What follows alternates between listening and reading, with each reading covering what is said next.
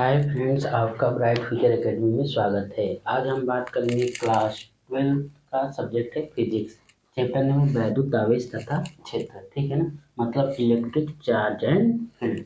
तो आज हम बात करेंगे फिजिक्स का, जो लेकर चलेंगे बहुत आसान तरीके से, जो कि आपको समझ में आ जाए। ठीक है ना, तो हम बात करते हैं वैद्युत आवेश तथा क्षेत्र की। ठीक है, तो इसमें वैद्युत आवेश और क्षेत्र दो पार्ट में है। तो हम इसमें लेकर सबसे पहले चलेंगे वैद्युत आवेश को। किसको लेकर चलेंगे? वैद्युत आवेश। हम जानते हैं वैद्युत आवेश क्या होता है। ठीक है, वैद्युत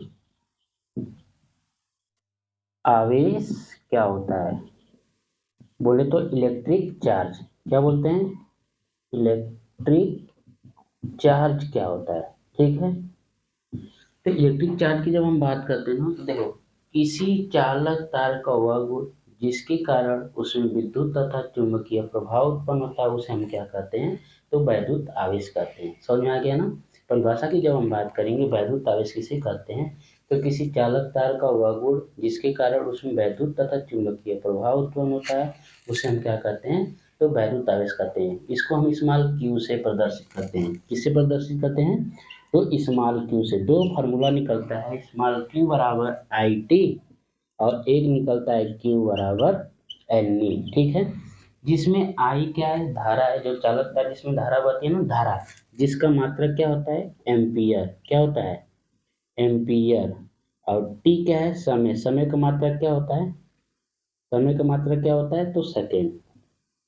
ठीक है ना, यदि आवेश की बात करें, आवेश का मात्रक क्या होता है? तो एम्पियर सेकेंड और बी कुल या एम्पियर सेकेंड या क्या होता है? कूलाम। कूलाम। तो आवेश का मात्रक क्या होता है? एम्पियर सेकेंड या कूलाम होता है। ठीक है, एक बार और देखते हैं वैद्युत आवेश किसे कहते हैं। तो हम जानते हैं किसी चालक तार का वह गुण जिसके कारण उसमें वैद्युत तथा चुंबकीय प्रभाव उत्पन्न होता है, उसे हम क्या कहते हैं? वैद्युत आवेश कहते हैं। इसको स्मॉल क्यू से प्रदर्शित करते हैं।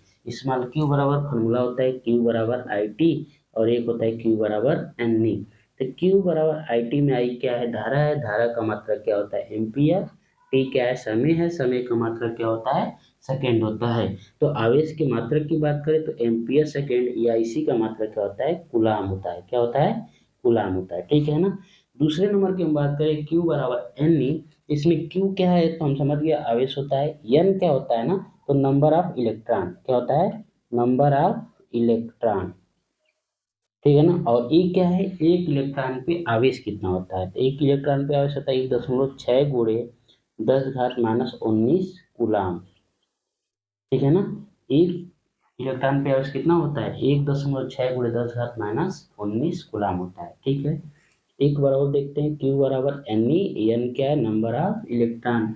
इलेक्ट्रॉनों की संख्या कितनी होती है? एन दिखाता है। ई क्या होता है? इलेक्ट्रॉन पे आवेश कितना होता है? तो 1.6 गुणे 10⁻19 कूलाम।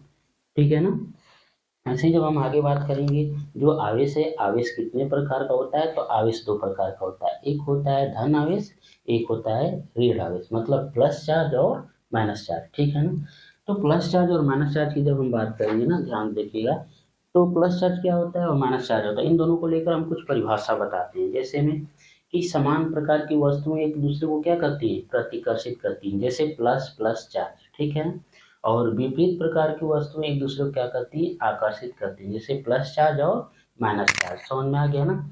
तो आवेश को देखे हमने, तो कितने प्रकार को देखे? दो प्रकार का, एक धन आवेश होता है, एक ऋण आवेश होता है। ठीक है ना, मतलब प्लस चार्ज और माइनस चार्ज। ऐसे ही जब हम बात करेंगे कि आवेश का भौतिक गुण क्या होता है, मतलब भौतिक गुणधर्म क्या होता है, तो पहले नंबर पे आता है आवेश का क्वांटीकरण। क्या आता है? आवेश का क्वांटीकरण क्या होता है? क्वांटीकरण मतलब ये होता है ना, आवेश को हमेशा पूर्ण गुणज के रूप में लिखना होता है। मतलब प्लस हो सकता है, माइनस हो सकता है। ठीक है ना, दशमलव के रूप में नहीं लिख सकते हैं, प्लस माइनस ऐसे हम लिख सकते हैं, बटा में भी नहीं लिख सकते। वही होता है आवेश का क्वांटीकरण। मतलब आवेश को हम जब भी लिखेंगे ना, एक पूर्ण गुणज के रूप में लिखते हैं। ये क्या कहलाता है? आवेश का गुणधर्म कहलाता है। समझ में आ गया ना? दूसरी हम बात करेंगे ना, दूसरे नंबर पे क्या आता है? आवेश का संरक्षण। आवेश के संरक्षण की हम बात करेंगे, तो आवेश को ना तो नष्ट किया जा सकता है और ना ही उत्पन्न किया जा सकता है। उसको एक रूप से दूसरे रूप में क्या किया जा सकता है? बदला जा सकता है। ये क्या कहलाता है? आवेश का संरक्षण। समझ में आ गया ना। और पहले नंबर पे क्या था, आवेश का क्वांटीकरण। क्वांटीकरण मतलब आवेश को हमेशा हम किस में लिख सकते हैं, एक पूर्ण गुणज के रूप में लिखते हैं, ठीक है। और आगे जो हम बात करेंगे, बहुत जो इस चैप्टर का इम्पोर्टेंट है, इस पे एक न्यूमेरिकल थोड़ा लगाते हैं, ठीक है ना। इस पे एक न्यूमेरिकल लगाते हैं, उसके बाद आगे हम बात करेंगे इस चैप्टर का जो टॉपिक इम्पोर्टेंट है वहाँ से स्टार्ट करेंगे, ठीक है। न्यूमेरिकल की जब हम बात करेंगे ना, न्यूमेरिकल की बात करेंगे, चलिए ध्यान देखिए। जैसे क्वेश्चन पूछ देगा, एक कूलम आवेश में, क्वेश्चन है ना, एक कूलम आवेश में, एक कूलम आवेश में, आवेश में इलेक्ट्रॉनों की संख्या ज्ञात करो, संख्या ज्ञात करो, ठीक है ना। क्वेश्चन पूछेगा कि एक कूलम आवेश में इलेक्ट्रॉनों की संख्या ज्ञात करो, तो कैसे लगेगा, ध्यान देखो। इसमें क्या दे दिया है, एक कूलम, मतलब क्यू का मात्रा क्या होता है, कूलम, तो मतलब कितना दे दिया, एक कूलम, क्यू का मान दे दिया। और क्या दिया है, हमें पता है ई का मान कितना होता है, 1.6 गुणे 10 घात -19 कूलम होता है। क्या पूछ रहा है कि नंबर ऑफ इलेक्ट्रॉन क्या करो, ज्ञात करो। तब हमें सूत्र पता होता है ना, Q बराबर एन ई होता है, इसी में रख देंगे Q का मान 1, एन का मान नहीं दिया छोड़ देंगे, ई का मान दिया 1.6 गुणे 10 घात -19। ये गुणा में इधर भेजेंगे तो भाग में होगा, तो क्या हो जाएगा, एन बराबर 1/1.6 इंटू -90। अभी जब माइनस रहता है ना, नीचे से ऊपर जाता है तो प्लस हो जाता है, यदि प्लस रहेगा नीचे से ऊपर जाएगा तो क्या जाता है, पावर माइनस हो जाता है। तो हम इसको क्या लिख सकते हैं, एन बराबर 1 गुणे 10 घात 19, नीचे क्या हो जाएगा 1.6 हो जाएगा।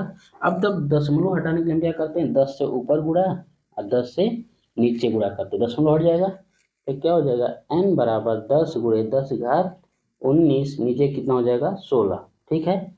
अब ध्यान देखना, इसको काट सकते हैं, 2 पच्चे 10, 2 आठे 16, तो इसको लिखेंगे एन बराबर 5 गुणे 10 घात 19, नीचे कितना हो जाएगा 8। अब 8 से 5 भाग करेंगे नहीं जाएगा, तो ये 10 घात 19 जो है ना, ये क्या है, जीरो ही है, जिसको हम काउंट कर कर पावर चढ़ा दिए, तो इसमें से एक जीरो इसमें ले सकते हैं।